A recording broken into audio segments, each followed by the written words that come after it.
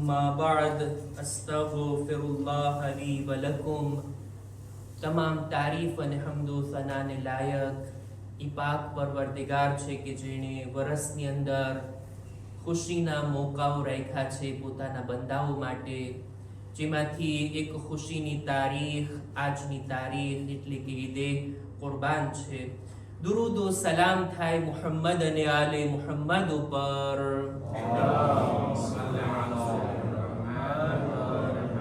કે આજનો દિવસ જેવી રીતના મુસલમાનો માટે ઈદની તારીખ અહલે બેત અલૈહિસ્સલામના દરજા અને શરફના વધવાનો આ દિવસ છે। આજના દિવસે અહલે બેતના મકામ, એમના મંઝિલતને યાદ કરવાનો દિવસ છે। આ હસ્તીઓની હિદાયત થકી આપણે બધા હિદાયતનો પ્રકાશ મેળવી શક્યા। એમના નૂરાની કલામ અને એમની નૂરાની સીરત આપણને સિરાતે મુસ્તકીમ તરફ દોરીને લઈ જાય છે।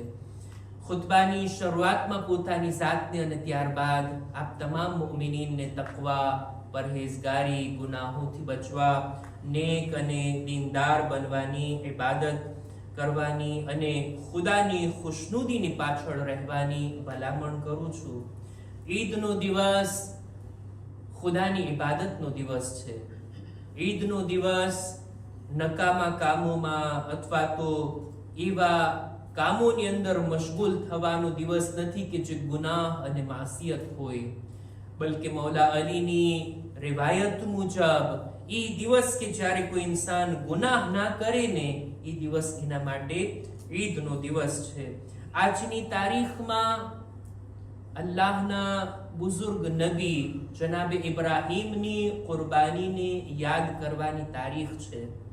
ખુદાબંદ આલમે આ કુરબાનીને એટલી હદે પસંદ કરી કે આ કુરબાનીને હજના અરકાનમાંથી એક વાજિબ રૂકન રાખી દીધું। જે કોઈ હજમાં જાય વાજિબ છે કે કુરબાની કરે અને જનાબે ઇબ્રાહીમની કુરબાનીને યાદ કરે। કેવું ખુલૂસ હશે જનાબે ઇબ્રાહીમનું, ખુદાના હુકમના કેટલા તાબે હશે જનાબ ઇબ્રાહીમ કે ખુદાએ આ કામને કયામત સુધી પોતાના બંદાઓ માટે ફર્ઝ કરી દીધું। જો કે જનાબ ઇબ્રાહીમ જેવી રીતના ખુદાનો હુકમ હતો એવી રીતના ઇસ્માઈલને ઝિબા નથી કર્યા। હુકમ તો એ હતો ને કે એ ઇબ્રાહીમ તમારે તમારા ફરઝંદ ઇસ્માઈલની કુરબાની આપવાની છે।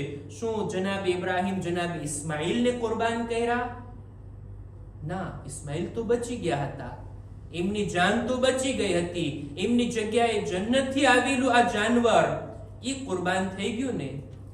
જનાબ ઇબ્રાહીમની કુરબાની તો નથી થઈ, જનાબ ઇબ્રાહીમે જે કુરબાન કરવાની નિયત કર્યા ને, જે તૈયારી દેખાડ્યા ને, ખુદા એને કબૂલ કરે છે। ખુદા એ જોવા માંગે છે બંદાના દિલમાં મારા હુકમ પર અમલ કરવાની તૈયારી કેટલી છે, એની નિયત કેવી છે। નિયત જો ખુદા માટે હશે ને, ખુદા નથી ચાહતો કે ઇબ્રાહીમને આ બુઢાપાની અંદર આવી ઔલાદ નસીબ થઈ છે અને એ પણ 12-13 વર્ષના ઇસ્માઈલ એને પોતાના હાથે ઝિબાહ કરાવે। ખુદા એ જોવા માંગતો હતો ઇબ્રાહીમના દિલમાં મારા હુકમનો રિસ્પેક્ટ કેટલો છે। બાપની મોહબ્બત આડે આવે છે ખુદાના હુકમની સામે, દીકરાની મોહબ્બત અટકાવી દે છે ખુદાના હુકમની સામે કે નહીં। જનાબે ઇબ્રાહીમ એટલા ખુદાની સામે તસ્લીમ હતા, એટલું સબમિશન, એટલા ખુદાની સામે ઝૂકેલા હતા। ખુદા તારો જે હુકમ ઇબ્રાહીમ એ કરવા તૈયાર છે। આ તૈયારી ખુદા પણ આપણા દિલોમાં તૈયારી જોવા માંગે છે।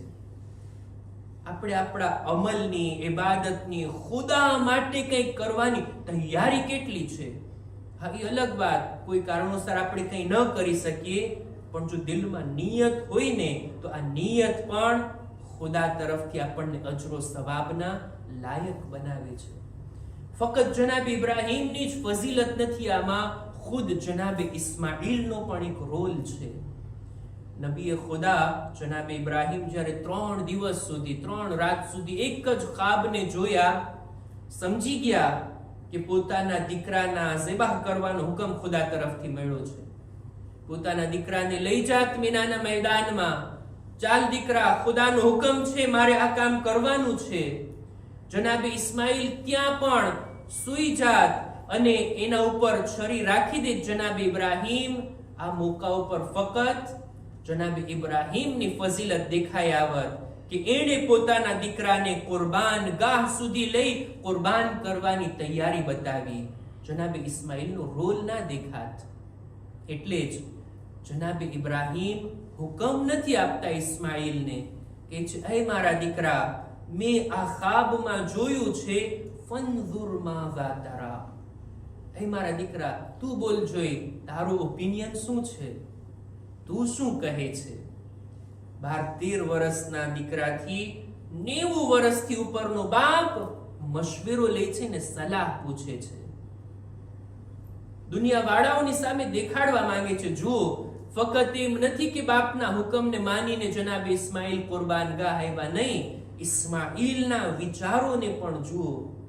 જનાબે ઇસ્માઇલ જ્યારે સાંભળ્યા, બાબા તમે ખ્વાબમાં જોયા છો, અને નબીએ ખુદાનો ખ્વાબ, એમનું સપનું આપણા જેવું નથી હોતું, બલકે એમનો ખ્વાબ અને સપનું હકીકત ભર્યું હોય, ખુદાનો હુકમ અને વહી હોય છે એમાં. જનાબ ઇસ્માઇલ કે છે, એ બાબા, જે તમને કહેવામાં આવ્યું છે, જે હુકમ ખુદા તરફથી મળ્યો છે, તમે એને અંજામ આપો. સતજીદુની ઇન્શાઅલ્લાહ મિનસ સાબિરીન. તમે ઇન્શાઅલ્લાહ મને સબ્ર કરવા વાળાઓમાંથી પામશો. એમ નથી કહેતા કે એ બાબા સપનું હતું ને મૂકો ને, ક્યાં આપણે અંજામ આપી. નહીં નહીં, પોતાના બાપનો એટલો સાથ, ખુદાના હુકમના જેટલા તાબે ઇબ્રાહીમ, એટલા જ એમના ફરજંદ જનાબે ઇસ્માઇલ, એમનો પણ આ રોલ. ખુદા જોવા માંગતો હતો ઇબ્રાહીમ કુરબાની આપવા તૈયાર છે કે નહીં, પોતાની પૂરેપૂરી તૈયારી બતાવી. જનાબે ઇસ્માઇલ કુરબાન થવા માટે તૈયાર છે કે નહીં, જનાબે ઇસ્માઇલે પણ કુરબાન થવાની પૂરેપૂરી તૈયારી દર્શાવી. અને જ્યારે આ મોકો આવી ગયો, જનાબે ઇબ્રાહીમ પોતાના ફરજંદને સોરાવી દીધા, છરીને ચલાવવા લાગ્યા. છરી ચાલતી નથી. જનાબે ઇબ્રાહીમ છરીને હુકમ આપે છે, તું કેમ ચાલતી નથી, તારું કામ છે ચાલવું.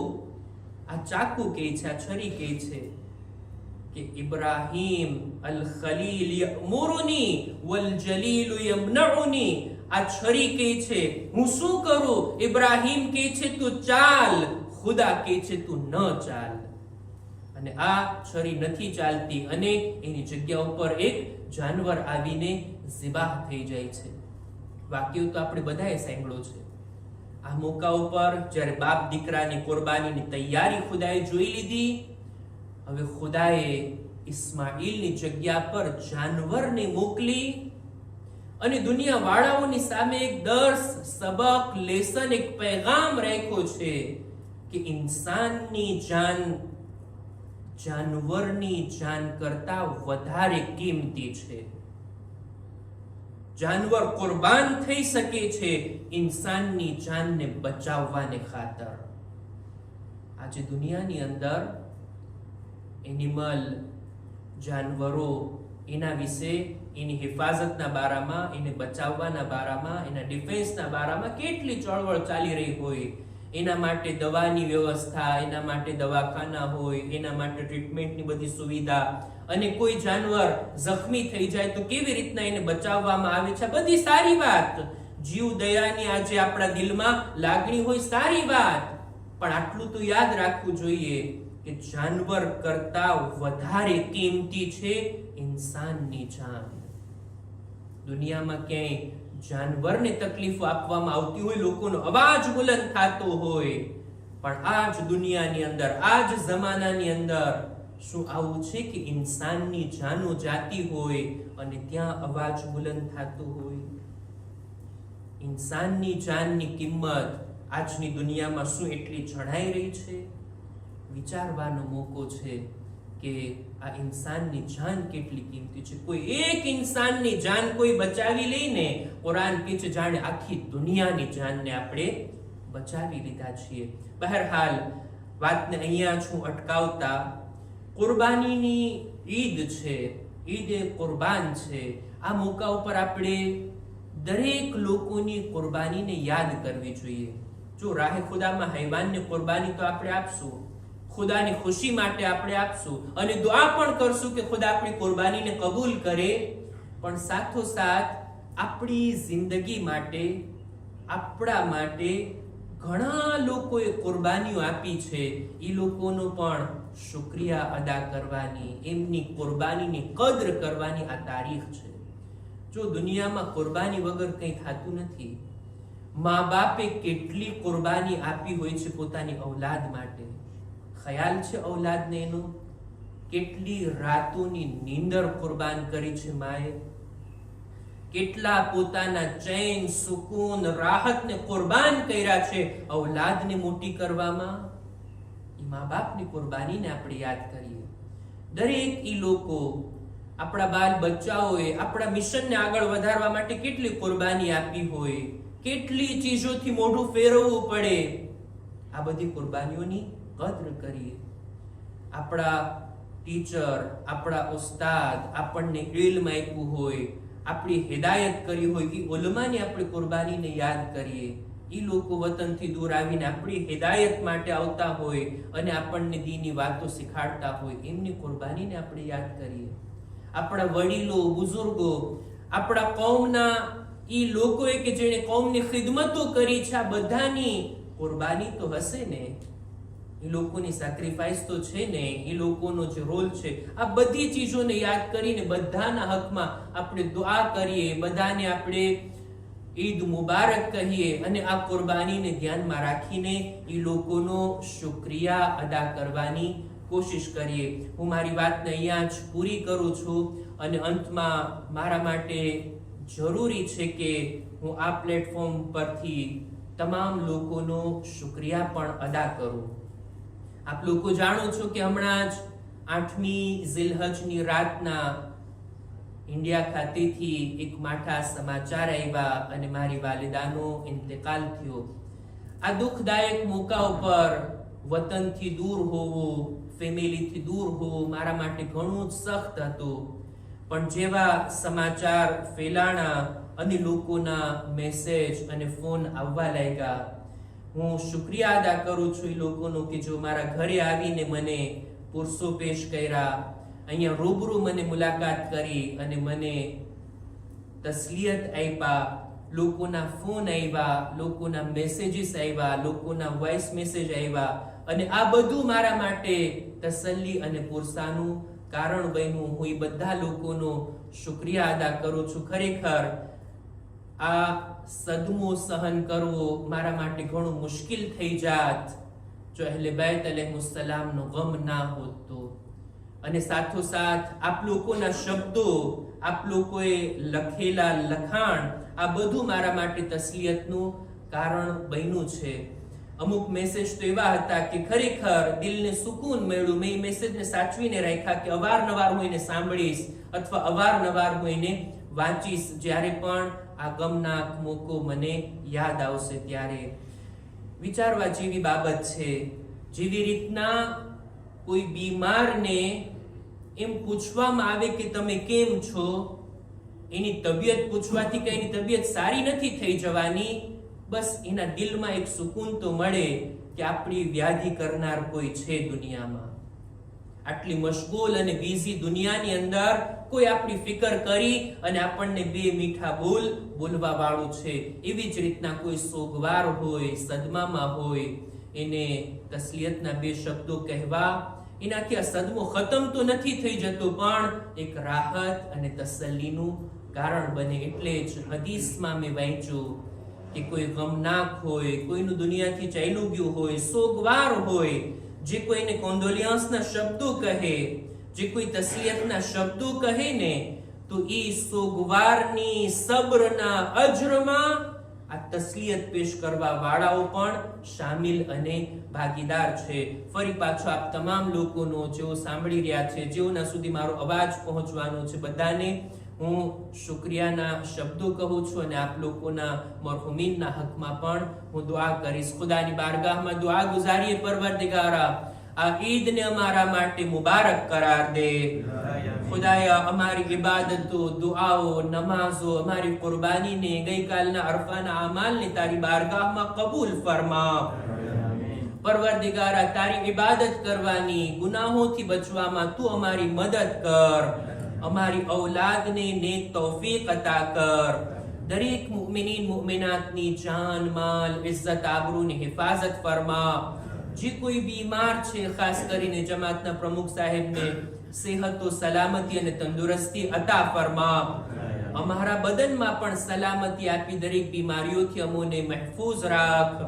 ખુદાયા દુનિયામાં જુલ્મો સિતમને નીસ્તો નાબૂદ કર. ઝાલિમોને ઝલીલો રૂસવા કર. મઝલુમીનની હિમાયત અને નુસરત ફરમાવ.